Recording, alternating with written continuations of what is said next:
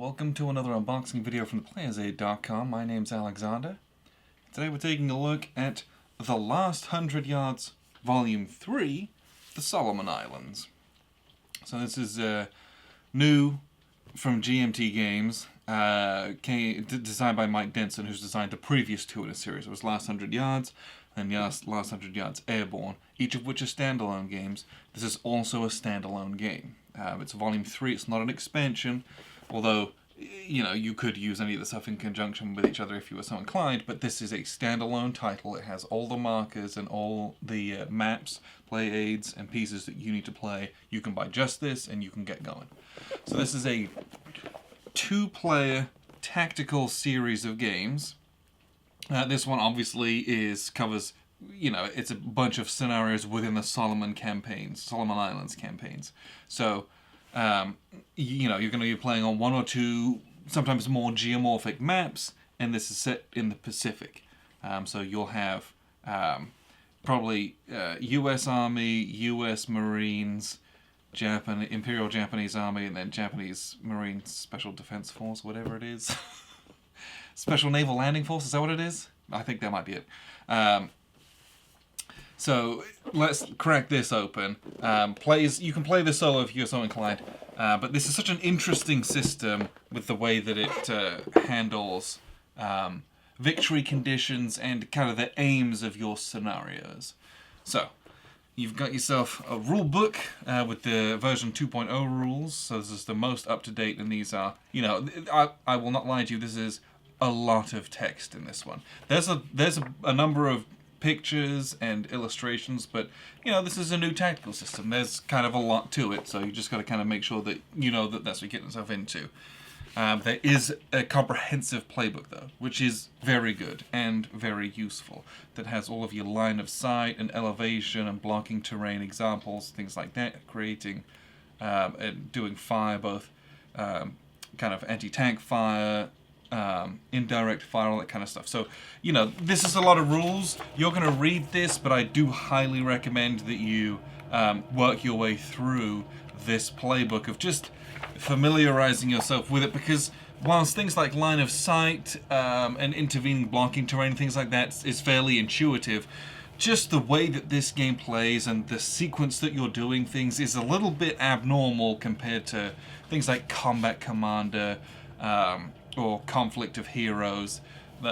Just, you know, you do all these moves and activations which are done through a chit pull, and then, you know, you're laying down all of this fire, but you're adding modifiers to hexes, and then once everything's done, then you resolve all of the fire.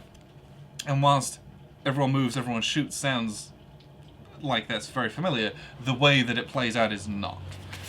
So just know that you get yourself into the playbook, because it's going to be very valuable if you've never played this before.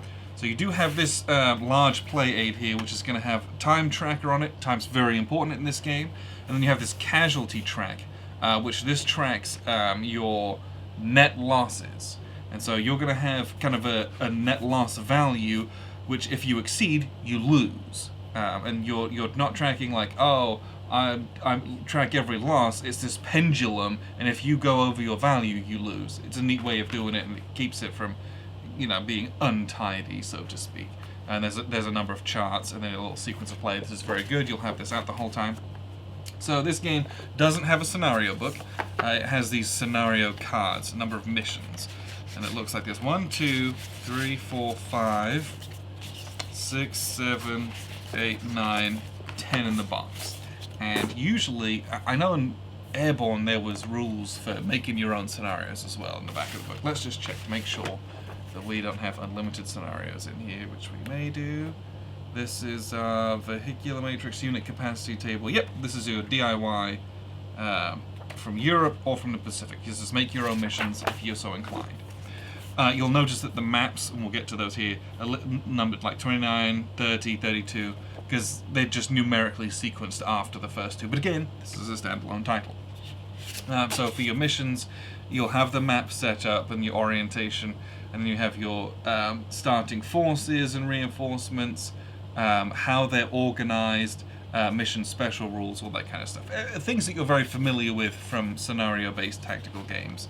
But you play this card. You don't need to have the rest of these handy, so it's just a little bit less paper to have kicking around the board. You have to have a whole scenario, but you're constantly looking at.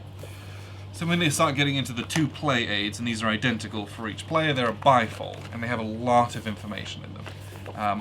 For a game, I wish more tactical games had this, where once you know the rules, you can play off the play aid, and everything's on here. It's condensed, and it's very dense, but you only need this. Once you've read the rules and you've played this a couple times, you don't need the rules because everything's on this. It's much easier to reference. But you've got, terrain effects chart, blind hex table, which is nice just to help you calculate distances and how many blind hexes are created through elevation and intervening blocking terrain, assault resolution, assault modifiers, vehicle destruction DRMs, small arms fire table, anti-tank fire table, mortar DRMs. All the stuff that you will be familiar with combined arms games. Alright, so let's get into some of these counters here. There is a bunch. So we got a half sheet. Some of these are just markers. So you've got kind of little rifle pits or entrenchment markers here. So we got some Type 97 Chi-Ha medium tanks, and we got the Hargo light tanks as well. Look, some replacement markers for modules 1 and 2. So these are just replacements for the first 2 volumes on the back there. So we've got US forces. I guess seemingly they did not differentiate between the 2, which is interesting. So you've got yourself all of these American, and these are like regular kind of combat units, and they're going to break down into other units. Is that correct? They're going to break down into smaller units. So you've got yourself. And the other nice thing about this is the number of guys on the counter is the number of guys that are left in the squad. So you've got some kind of regular rifle teams, and they'll break down into these smaller teams once they take enough hits. You've got leaders, you've got some bazooka teams, or guys with bazookas at least. We got some small anti-tank guns, medium machine guns. Looks like we've got some Stuart tanks down here, some Shermans, half tracks, more Shermans, and the backside you've got like incapacitated guys. It's not just a line through it, they've actually changed the artwork on those as well. And then we have our Japanese forces, and they're all kind of in like a bayonet banzai chargey type of stance there. So there's a bunch of these. Again, you got leaders and then smaller breakdown kind of units if they have to split or if they're taking damage. We've got some artillery pieces, 75mm artillery pieces, a lot of bunkers, some trucks, not a whole lot of heavy weapons. I mean, there was like, 8 on the other page? Like, we've got just these little tanks here. More Americans down here as well. And flip these over. Some of them do not have backsides to them. And then we have all of our admin markers, which there is a bunch. So, this is more of what you'd expect.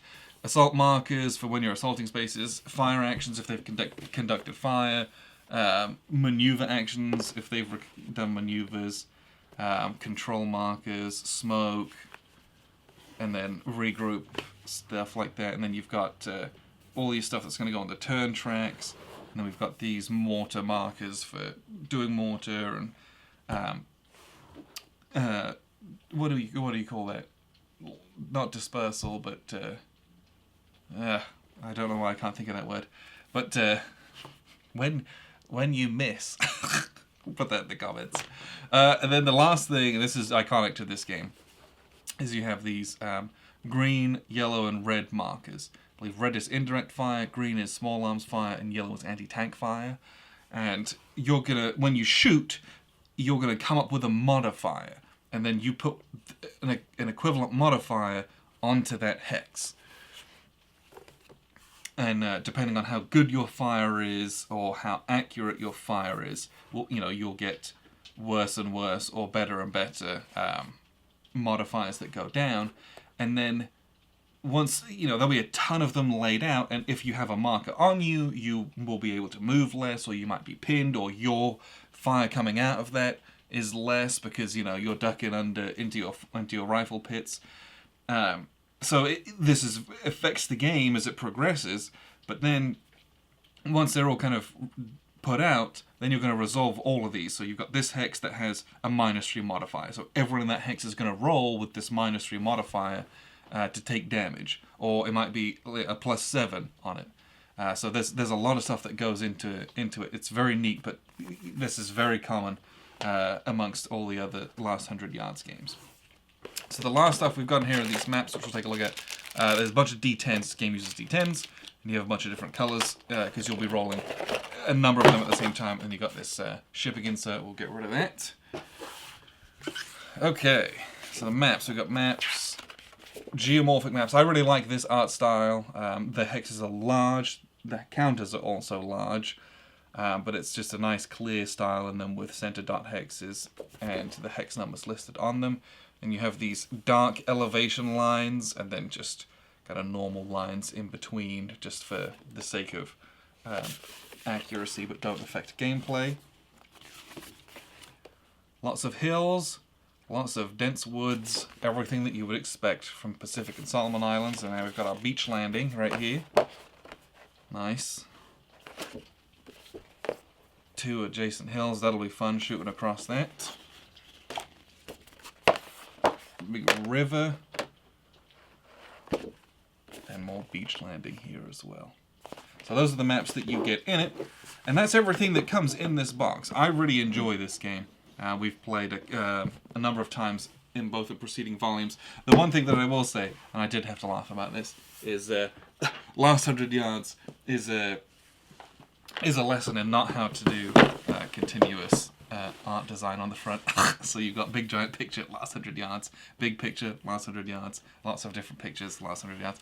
They, it's when you put it on the shelf, it looks just fine, mostly, apart from this up here. But the graphic design is a little bit inconsistent on the front, just from stylistic standpoint, which hopefully they settle on something, and in subsequent reprintings that we get something a bit more uniform. But that's just something that I noticed. It's not a knock, but I just thought it was funny. So Last 100 Yards Solomon Islands, this will get displayed at some point, I am sure, because Pacific Theatre is one of my favourites to play tactically, just because I think it offers so much that's different from so many of the kind of European theatre-based tactical games. There's just so much more to contend with, and I think the things that they're doing are often much more interesting. So, appreciate you guys tuning in. Last 100 Yards Volume 3 from GMT Games. I've been Alexander from theplayersaid.com.